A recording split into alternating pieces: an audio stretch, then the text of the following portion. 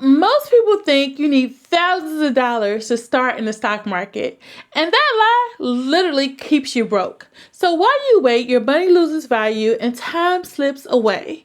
Meanwhile, others are turning their spare change literally into real wealth. Decades later, one retires free and the other one is stuck working. So the truth is, just $5 a day consistently invested can change everything. So in this video, I'm going to make investing simple, clear, and doable. So let's get started.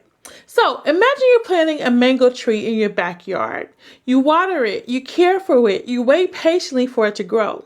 Over time, it starts to bear fruit. That's investing. So now imagine you're buying mangoes from the market in the morning and trying to sell them at a higher price in the evening. That's trading. So did you see the difference? Investing is long term. You buy something like a stock or a fund and you hold on to it. You let time and compounding do their job.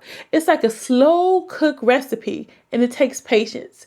Trading, on the other hand, is short term. You're trying to catch small price movements, sometimes minute by minute. It requires time and focus and risk management. So now both of them have potential to make money in the market, but they require different levels of risk as well as skill sets. All right. So if you prefer calm and ease, maybe investing's for you. But if you like a lot of excitement, you want to read stock charts and understand volatility, listen, trading may be your thing. All right. But for beginners, one thing I say is good to start investing first and then get started trading. All right. So when we think about buying stock, okay, that means that we're owning a piece of a company. And when you buy a company like Apple, you're literally owning a slice of Apple. And if that company does well, your investment's going to grow. If it tanks, so does your money. All right. Stocks are high reward, but they also can be high risk. So it's really important that you do your research, okay? But one thing to know is don't build your whole portfolio on one stock. It's important to have multiple just in case something goes south, all right? Now, it's also helpful for us to diversify, okay? So that's what I mean by not just doing one stock. So diversification helps to balance things out just in case one thing goes against you, all right? So now let's talk about ETFs, or exchange traded funds. ETFs are very similar to mutual funds. They're diversified, they're also convenient, but with a twist, all right? So they trade like stocks, but you can buy or sell an ETF anytime during the day, just like you would a stock, but they have lower fees to them. So if you're a beginner, ETFs are a great place to start because they offer simplicity and also can offer really good returns, all right? So another thing that we can think about are index funds. So index funds track things like the S&P 500, the Dow Jones, and the NASDAQ. So both ETFs, okay, and index funds can be traded on the stock market, all right? Now, the key difference is ETFs trade anytime, while index funds, they also can trade anytime as well. So we also have REITs, okay? So if you want to have exposure to real estate without buying the entire house, right? That's where REITs come in, okay? They invest in commercial properties, shopping malls, apartments, hospitals.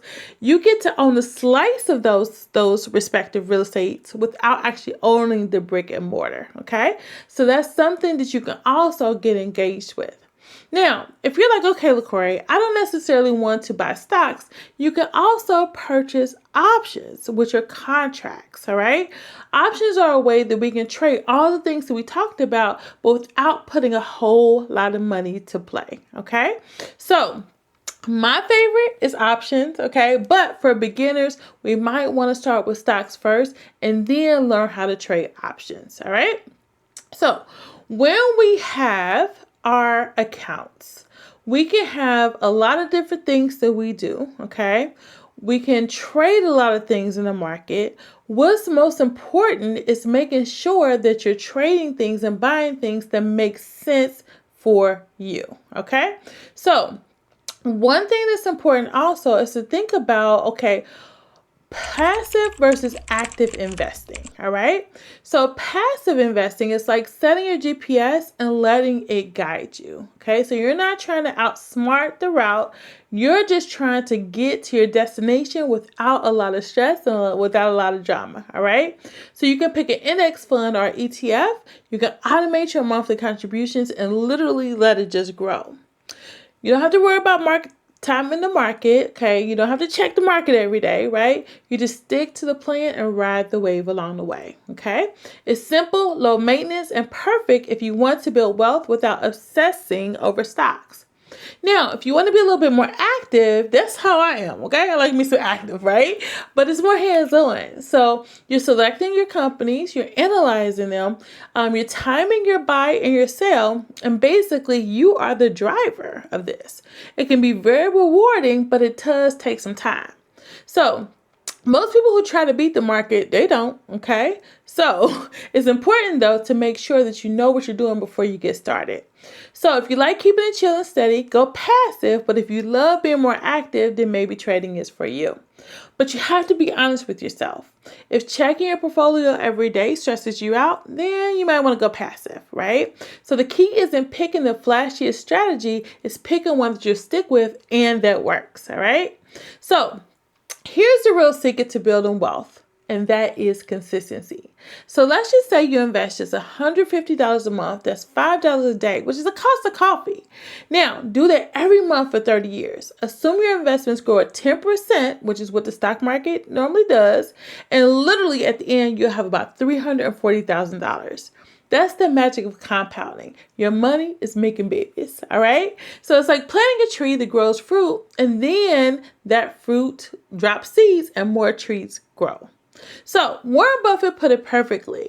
He says that his wealth came from living in America, some lucky genes, and compound interest. You don't need to invest big. You just need to invest early and often. Also, once you got the basic covered, okay, once you build a strong foundation with stocks and index funds, you can also explore some other things out there too, all right? So everybody knows about crypto, right? So Bitcoin, you've heard about the hype. It's digital money running on a blockchain tech. It's exciting for sure, but also can be really volatile. 1 week it can be up 30%, next week it can drop 40%, right? So if you're going to invest in crypto, keep it a small portion of your portfolio and make sure to only do it if you understand it.